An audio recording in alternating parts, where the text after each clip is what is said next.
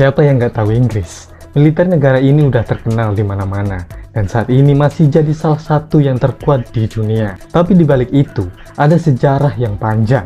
Seperti di abad ke-7, saat itu belum ada negara Inggris, tapi saat itu Inggris dikuasai Anglo-Saxon, dan masih belum ada pasukan resmi kerajaan. Lalu di abad pertengahan, muncul senjata yang jadi andalan dalam perang 100 tahun. Terima kasih buat abang ini yang udah request, dan inilah cerita selengkapnya.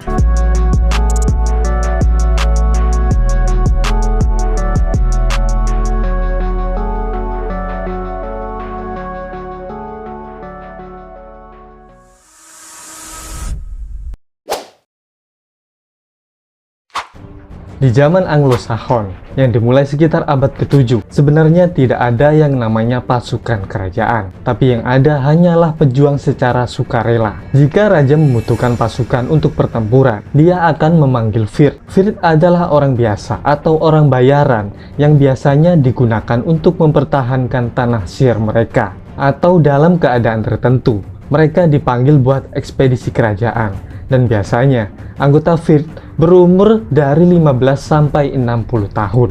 Untuk peralatan perang, kayak armor dan senjata, tiap orang bawa sendiri-sendiri, karena mungkin kerajaan belum mampu nyediain. Kurang lebih kayak orang yang tawuran gitu kali ya. Bagi yang belum berpengalaman, mereka cuma membawa tongkat kayu runcing. Beda dengan bangsawan atau penguasa wilayah yang bisa membawa senjata perang kayak pedang dan kapak. Karena senjata kayak gitu mahal banget buat orang biasa. Tapi jika pejuang itu ikut rombongan seorang bangsawan, maka dia bisa memakai armor chainmail. Kebanyakan pejuang tidak memakai helm besi, tapi mereka bertarung cuman dengan rambut mereka, dan tamengnya pun terbuat dari kayu yang dibungkus kulit, dan tidak selalu bisa menagih serangan anak panah, kapak, atau tombak. Sebelum perubahan yang diterapkan oleh Raja Alfred di abad ke-9, tidak ada pejuang yang mengendarai kuda atau hewan lain dalam pertempuran. Dalam sebuah teori, pasukan memulai pertempuran hanya dengan formasi baris memanjang. Lalu dengan tamengnya, mereka saling dorong bersama musuh, sampai ada celah untuk menyerang. Yang menarik dari pertempuran di zaman ini, kebanyakan pejuang bertempur dalam keadaan mabuk, agar mereka tidak terlalu memikirkan kemungkinan mendapat luka yang parah. Oleh karena itu, banyak pejuang yang minum bir atau wine lebih dulu sebelum bertempur untuk menguatkan mental mereka. Walaupun begitu, korban yang jatuh dalam pertempuran agak rendah, sekitar 5%-an. Ketika orang Norman menaklukkan tanah Inggris di tahun 1066 Masehi, hal ini merevolusi gaya dan metode militer di Inggris. Saat itu, orang-orang dalam elit militer Anglo-Saxon didorong oleh William untuk bermigrasi, terutama generasi yang ikut dalam pertempuran Hastings.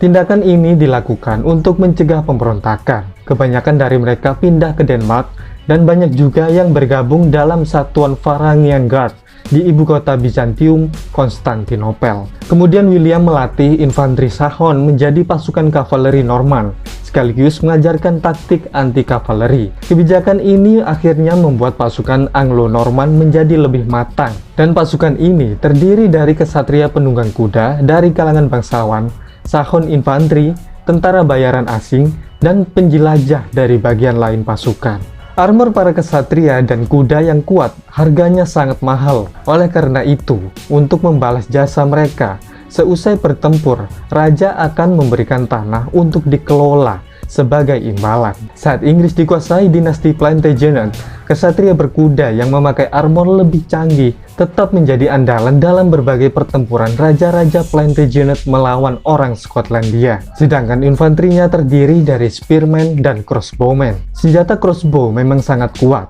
tapi butuh waktu untuk reload. Dan kebanyakan yang memakai senjata ini adalah tentara bayaran asing. Tapi dalam pertempuran Falkirk di tahun 1298, Edward I berhasil mengalahkan William Wallace dan pasukan Skotlandianya dengan menggunakan senjata baru yang populer, yaitu longbow. Karena keefektifan senjata ini, bisa dikatakan longbow adalah senjata yang menentukan kemenangan dalam perang 100 tahun dan Wars of the Roses atau Perang Mawar. Ketika Edward III berkuasa, dikatakan anak panah dari senjata ini bisa melesat sampai sekitar 370 meter jauhnya. Dan ketika musuh berada dalam jarak yang lebih dekat, anak panahnya bisa menembus armor. Kemenangan terbesar dari longbow adalah saat pertempuran Agincourt di tahun 1415. Saat itu Henry V membawa 6-8 ribuan tentara, yang 5/6-nya adalah pemanah. Akhirnya mereka berhasil menumpas sekitar 10.000 prajurit Prancis, sedangkan korban dari pasukan Inggris berjumlah ratusan. Di akhir abad ke-14, udah muncul meriam di Inggris. Tapi meriam waktu itu masih meriam awal, dan masih susah buat diajak jalan. Jadi meriam kayak gini lebih baik ditaruh di kastil buat pertahanan. Buat yang pengen tahu gimana awal mula senjata api di dunia dan Nusantara, bisa klik tulisan di atas ini. Di masa kekuasaan Henry V, meriam mulai jadi bagian penting dalam pertempuran. Dia pakai meriam buat naklukin benteng Prancis. Dan di masa Edward IV, pasukan Inggris nggak butuh waktu lama buat ngancurin kastil Bamburgh di Northumberland di tahun 1464 karena mereka pakai senjata berat itu.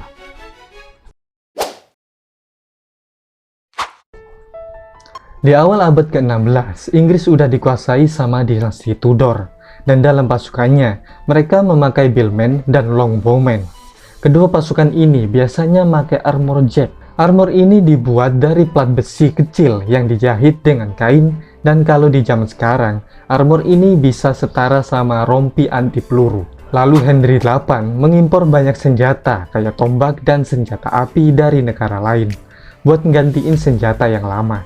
Tapi di tahun 1544, dari 28.000 tentara Inggris yang dikirim ke Prancis, jumlah arquebuser dan billmennya cuma 2.000 kurang. Selain itu, ada pasukan kavaleri elit di periode ini. Mereka pakai armor lengkap sama megang heavy lance. Kudanya pun pakai armor, namanya Barding. Walaupun kualitas pasukan jenis ini bagus, tapi jumlah mereka sedikit. Contohnya kayak di tahun 1544. Henry VIII cuman punya 75 gentleman pensioners atau kavaleri khusus buat jaga kastil dan 121 kavaleri yang namanya men at arms. Hampir semua negara kavalerinya mirip-mirip. Bedanya, kavaleri berat Inggris ini pakai armor Greenwich. Ada juga kavaleri yang lebih ringan yang jumlahnya lebih banyak, namanya Demi Lancer. Pasukan ini biasanya pakai armor corslet, helm burgonet biasa, dan kudanya polosan, nggak pakai armor. Lalu senjatanya, mereka juga pakai tombak, tapi yang lebih ringan.